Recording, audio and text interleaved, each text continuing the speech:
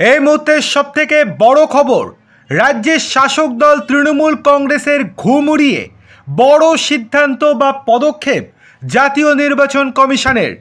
এবার সোজা সাপটা জানিয়ে দিল নির্বাচন কমিশন। কি হয়েছে চলুন বিস্তারিত দেখে নেওয়া যাক। তার আগে আপনাদের কাছে অনুরোধ, ভিডিওটি ভালো লেগে থাকলে লাইক, কমেন্ট এবং শেয়ার করুন এবং সাবস্ক্রাইব করে দিন। চলে আসি বিস্তারিত খবরে।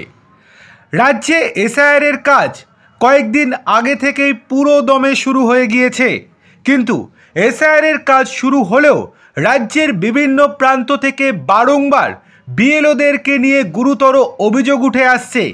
শাসক ঘনিষ্ঠ বিএলওরা কাজের প্রতি যেমন অনীহা প্রকাশ করছেন, ঠিক সেই রকমভাবে অনিয়মিত কাজ করছেন এবং দুর্নীতিগ্রস্তভাবে কাজ করছেন।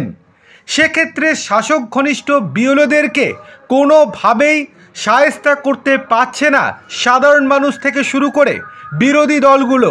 বারংবার অভিযোগ করলেও কোনো রকম কর্ণপাতই করছে না সেই সমস্ত বিএলওরা। এবার সেই সমস্ত বিএলওদের বিরুদ্ধে কড়া পদক্ষেপের ঘোষণা করে দিল জাতীয় নির্বাচন কমিশন। জাতীয় নির্বাচন কমিশন পরিষ্কার জানিয়ে দিচ্ছে, যে সমস্ত বিএলওরা এখনও কাজের প্রতি নিজেরা সিরিয়াস নন, এমনকি সঠিক পদ্ধতিতে কাজ করছেন না, তারা সতর্ক হন, তারা শুধরে যান। যদি বারংবার তাদের বিরুদ্ধে অভিযোগ আসতে থাকে তাহলে তাদের বিরুদ্ধে বিভাগীয় তদন্ত হবে এবং তারপর তাদেরকে চাকরি থেকে বরখাস্ত করা হবে। একদম পরিষ্কারভাবে আজকে জানিয়ে দিল জাতীয় নির্বাচন কমিশন।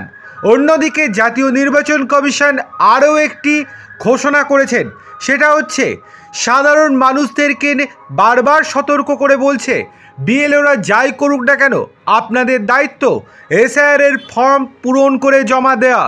যদি আপনারা ফর্ম জমা না দেন তাহলে আপনাদের ভোটার লিস্টে নাম উঠবে না, আপনারা পরবর্তীতে সমস্যায় পড়তেই পারেন, তাহলে ভোট দিতে পারবেন না এবং অনেক অসুবিধার সম্মুখীন হতে হবে।